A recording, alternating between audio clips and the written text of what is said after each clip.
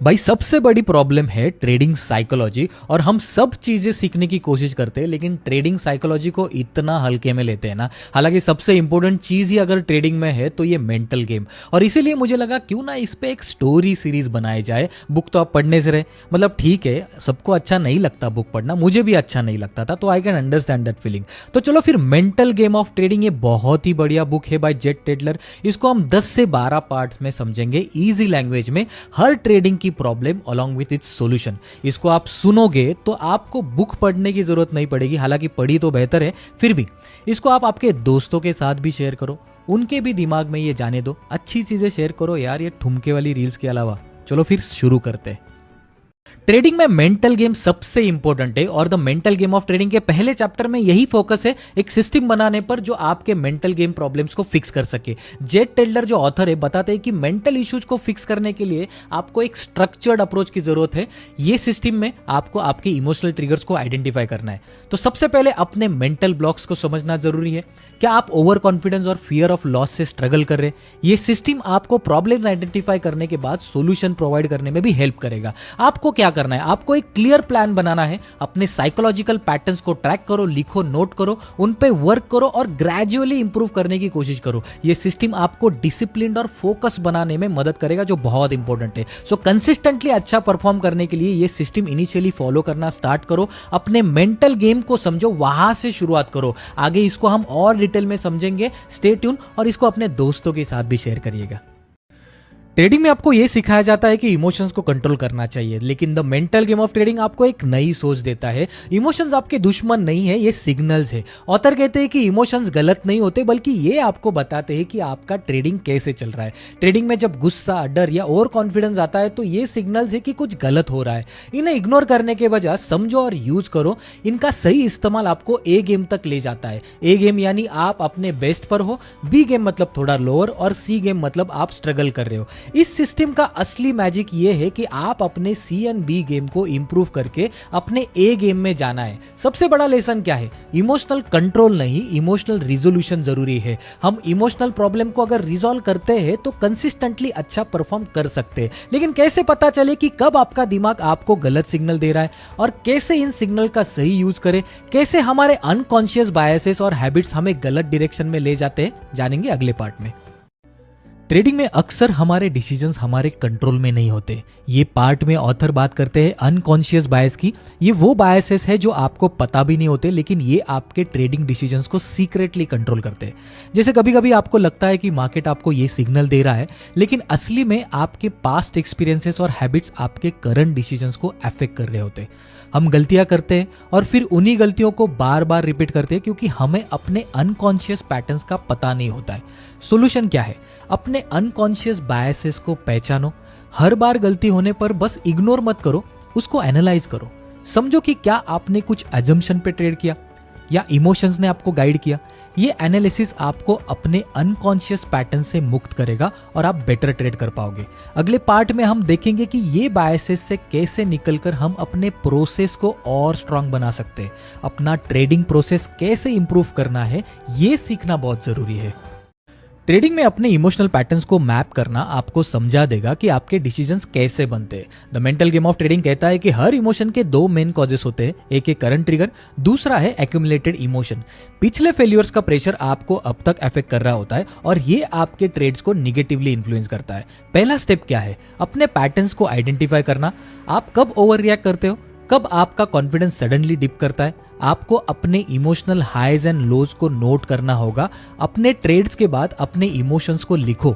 ये मैप आपको ये दिखाएगा कि किस मोमेंट पे आप इंपल्सिव या एंग्शियस हो जाते हो। और जब आप ये पैटर्न्स को मैप कर लेते हो तो आपको और एक चीज समझनी होगी, ये पैटर्न सिर्फ सरफेस पे दिखती है। असली चैलेंज है रूट प्रॉब्लम्स को ढूंढना। अगले स्टोरीज में हम डीप डाइव करेंगे इन रूट प्रॉब्लम्स में, क्योंकि जब तक प्रॉब्लम्स की जड़ नहीं पकड़ोगे आप सॉल्यूशंस को निकाल नहीं पाओगे। स्टे ट्यून, ये सीरीज अभी और इंटरेस्टिंग होने वाली है। आज हम बात करते हैं द इंचवर्म कंसेप्ट की। जैसे एक इंचवर्म धीरे धीरे अपने गोल तक पहुंचता है, वैसे ही ट्रेडिंग में भी इंप्रूवमेंट ग्रेजुअल होता है। आपका ए गेम यानी जब आप अपना बेस्ट परफॉर्मेंस देते हो, और सी गेम जब आपकी ट्रेडिंग सबसे वीक होती है, ये दोनों के बीच का गैप ट्रेडिंग का रियल चैलेंज होता है। काम यह है कि अपने ए गेम को मेंटेन करते हुए अपने सी गेम को इंप्रूव करना। हम जितना अपनी वीक स्पॉट पे काम करते हैं उतना ही अपने ओवरऑल परफॉर्मेंस को बैलेंस कर पाते हैं। अगली बार जब ट्रेड करें सिर्फ अपने स्ट्रेंथ पे फोकस मत करना, अपने वीकनेसेस को भी ध्यान से देखना, क्योंकि ये ग्रेजुअल इंप्रूवमेंट ही आपको एक कंसिस्टेंट ट्रेडर बनाता है। ए टू सी गेम एनालिसिस के बारे में हमने 2 बार बात की, लेकिन होता क्या है ए टू सी गेम एनालिसिस, कैसे करना है, इसका सैंपल मैं अगले स्टोरी में पोस्ट कर दूंगा। उसको अच्छे से पढ़ लेना और आप आपके पैटर्न्स के हिसाब से खुद का ए टू सी एनालिसिस डिफाइन करने की कोशिश करना। मिलते हैं अगले पार्ट में। आज हम बात करेंगे एक ऐसे टूल की जो आपके इमोशनल प्रॉब्लम को समझने में हेल्प करेगा, मेंटल हैंड हिस्ट्री। इस टूल का काम है तुम्हें अपने इमोशन का पूरा मैप बना के देना ताकि आप समझ सको कि असली प्रॉब्लम क्या है। ये एक 5 स्टेप प्रोसेस है। सबसे पहले स्टेप में तुम्हें अपना प्रॉब्लम डिटेल में डिस्क्राइब करना होगा, जैसे कि मुझसे बड़े लॉसेस बर्दाश्त नहीं होते।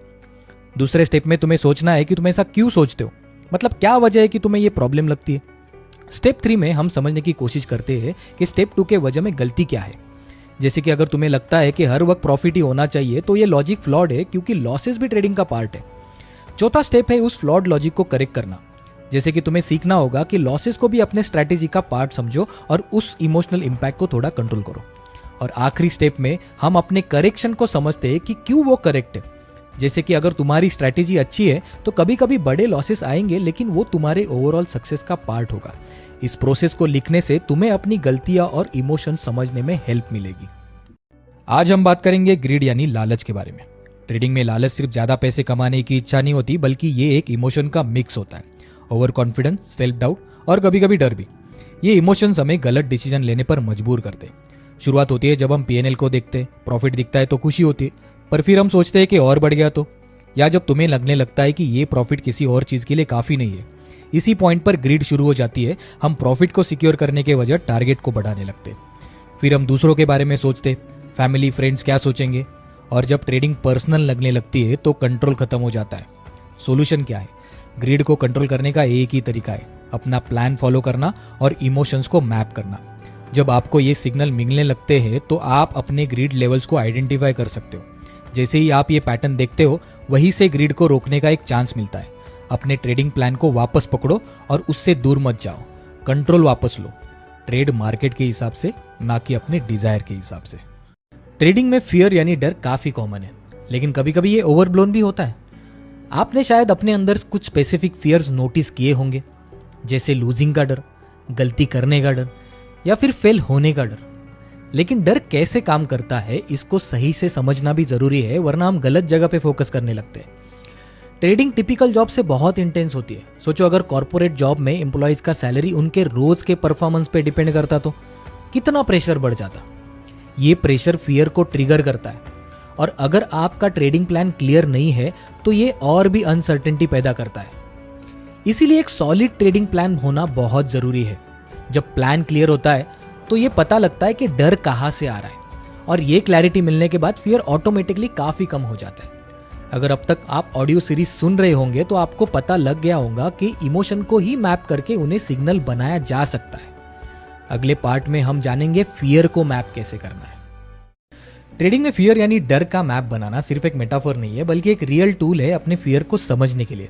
जब आप ट्रेडिंग करते हो तो डर के डिफरेंट लेवल्स को नोट करना जरूरी है, ताकि आप समय पर एक्शन ले सको। स्टेप 1 यह है कि आपको अपने थॉट्स, इमोशन और बिहेवियर पर ध्यान देना है। जब भी आपको फियर या एंजाइटी महसूस हो, जैसे अगर आपको लगता है कि क्या मैंने गलत ट्रेड लिया या मुझसे गलती हो गई, तो ये एक फियर का साइन है। इससे आपके डिसीजन मेकिंग पर भी असर पड़ता है। स्टेप 2, अपने इन थॉट्स और एक्शन को एक स्केल पर डालो। लेवल 1 हो सकता है थोड़ा डाउट या अनसर्टेनिटी, और लेवल 10 वो स्टेज हो सकता है जहां आप बिल्कुल फ्रीज हो जाते हो या इररेशनल डिसीजन लेने लगते हो। स्टेप 3, जब आपका ये मैप तैयार हो जाए, उसे ट्रेडिंग के वक्त देखो, उसे फॉलो करो। आप ग्रेजुअली समझ जाओगे कि कैसे आपका फियर एस्केलेट होता है और उससे आपको क्या सीखने मिलता है। ये प्रोसेस थोड़ा वक्त लेगा, लेकिन जैसे जैसे ज्यादा डिटेल्स आप आइडेंटिफाई करोगे, आपका फियर कंट्रोल में आ जाएगा। अगले पार्ट में हम फियर के और टाइप्स को एक्सप्लोर करेंगे। ट्रेडिंग में एक टर्म है टिल्ट, जो असल में पोकर से आई है। जब एक प्लेयर गुस्से में आके गलत डिसीजन लेता है तो कहते हैं कि वो ऑन टिल्ट है। ट्रेडिंग में भी जब हम गुस्सा करते हैं, हमारे डिसीजंस काफी खराब हो जाते हैं। अक्सर हम स्पेकुलेटिव ट्रेड्स करने लगते हैं, कभी कभी जल्दी प्रॉफिट बुक कर लेते हैं या लॉसेस को कवर करने के लिए रिस्की ट्रेड ले लेते हैं। गुस्सा कभी रैंडम नहीं होता, हमेशा कोई ना कोई ट्रिगर होता ही है। हो सकता है मार्केट आपके खिलाफ चली जाए या कोई टेक्निकल ग्लिच हो। रिजल्ट क्या होता है? आप गुस्से में ट्रेड्स क्लिक करते, स्ट्रैटेजी से डेविएट करते और गलतियां करते हैं जो आपको पता है सही नहीं है। लेकिन याद रखिए, गुस्सा सिग्नल है, असली प्रॉब्लम नहीं। जब तक आप अपने एंगर के पीछे के फ्लॉज नहीं समझेंगे, टिल्ट से बच नहीं पाओगे। इसीलिए अपने गुस्से को पहचानिए। अगले पार्ट में हम समझेंगे गुस्से को मैप कैसे करना है। ट्रेडिंग में जब हम गुस्सा या फ्रस्ट्रेशन के कारण गलत डिसीजन लेते हैं तो उसे टिल्ट कहते हैं। टिल्ट को मैप करने के लिए 3 स्टेप्स फॉलो करना जरूरी है। स्टेप 1 में अपने गुस्से के पैटर्न को ऑब्जर्व करो। जब भी आपको गुस्सा आए, अपने थॉट्स, इमोशंस और एक्शंस को नोट करो। क्या आप कुछ अलग सोच रहे हो? क्या आपके डिसीजन गलत हो रहे? अपने ट्रेडिंग मिस्टेक्स को दिन भर लिखते जाओ और ट्रेडिंग के बाद उनको रिव्यू करो। स्टेप 2 में जो डिटेल्स तुमने लिखी है उनको सिविरिटी के हिसाब से रैंक करो। अपने गुस्से को 1 से 10 तक मैप करो। देखो कि हर लेवल पर आपका रिएक्शन और डिसीजन मेकिंग कैसे बदलता है। ये समझना बहुत जरूरी है कि कौन से लेवल पर आपकी ट्रेडिंग पूरी तरीके से डिसरप्ट हो जाती है। स्टेप 3, अपने गुस्से के ट्रिगर्स को आइडेंटिफाई करो, जैसे लूजिंग ट्रेड्स, मार्केट का अनएक्सपेक्टेड मूव या किसी ट्रेडर का प्रॉफिट देखकर आपको गुस्सा आता है। ये ट्रिगर्स को समझकर आप अपने टिल्ट को बेटर कंट्रोल कर पाओगे। ये 3 स्टेप आपको मदद करेंगे अपने टिल्ट को मैनेज करने में और एग्जीक्यूशन को इंप्रूव करने में। ट्रेडिंग में कॉन्फिडेंस एक ऐसा इमोशन है जो आपके स्किल को डायरेक्टली रिफ्लेक्ट करता है, लेकिन अक्सर ट्रेडर का कॉन्फिडेंस उनकी रियल स्किल से मैच नहीं करता है। जैसे एक नए ट्रेडर को कभी कभी 20 साल के वेटरन से ज्यादा कॉन्फिडेंस होता है, पर उनके स्किल्स उतने नहीं होते। कॉन्फिडेंस एक इमोशन है जो आपकी ट्रेडिंग डिसीजंस को इन्फ्लुएंस करता है। कभी ओवर कॉन्फिडेंस के चक्कर में आप ज्यादा रिस्क ले लेते हो, तो कभी लो कॉन्फिडेंस की वजह से ट्रेड्स मिस कर देते हो। कॉन्फिडेंस का एक बैलेंस होना जरूरी है, जिसे स्टेबल कॉन्फिडेंस कहते हैं। इसका मतलब है आप अपने स्किल्स पर इतना भरोसा करते हो कि मार्केट की उथल पुथल के बावजूद आप अपने एग्जीक्यूशन पर फोकस कर पाते हो, ना कि बस शॉर्ट टर्म रिजल्ट पर। स्टेबल कॉन्फिडेंस के साथ आप ना ज्यादा ओवर कॉन्फिडेंट होते हो, ना ही लो कॉन्फिडेंस के चक्कर में ट्रेड्स मिस करते हो। ये आपको कंसिस्टेंट और डिसिप्लिन ट्रेडिंग की तरफ लेके जाता है। अगले पार्ट में हम जानेंगे कॉन्फिडेंस को मैप कैसे करना है। लास्ट पार्ट में हमने समझा ट्रेडिंग में कॉन्फिडेंस कितना मैटर करता है। ट्रेडिंग में कॉन्फिडेंस का राइज या फॉल आपके एग्जीक्यूशन को डायरेक्टली अफेक्ट करता है। इसीलिए कॉन्फिडेंस के सिग्नल को पहचान कर उन्हें रियल टाइम में मैप करना बहुत जरूरी है। आज मैं आपको 3 स्टेप्स बताऊंगा जो आपके कॉन्फिडेंस को मैप करने में मदद करेंगे। स्टेप 1 में पहले अपने स्टेबल या बैलेंस कॉन्फिडेंस को पहचानिए। जब आपका कॉन्फिडेंस ना ज्यादा हाई हो ना लो, आपका डिसीजन मेकिंग कैसे होता है, आप कितने फोकस्ड हो, इन सभी चीजों को लिख लो। स्टेप 2 में अपने कॉन्फिडेंस के फ्लक्चुएशन को ऑब्जर्व करो। ओवर कॉन्फिडेंस कब होती है और कब कॉन्फिडेंस गिरता है। अपने थॉट्स, इमोशंस और एक्शन को नोट करो जो इन चेंजेस को ट्रिगर करते हैं। स्टेप 3 में इन सब डिटेल्स को एक स्केल पर अरेंज करो। स्केल को ऐसे बनाइए कि आप आइडियल कॉन्फिडेंस समझ सके। जैसे लेवल 5 हो सकता है बैलेंस कॉन्फिडेंस, और 1 से 4 लो कॉन्फिडेंस और 6 से 10 ओवर कॉन्फिडेंस का स्केल। इस प्रोसेस से आप अपने ट्रेडिंग के कॉन्फिडेंस को कंट्रोल कर पाओगे।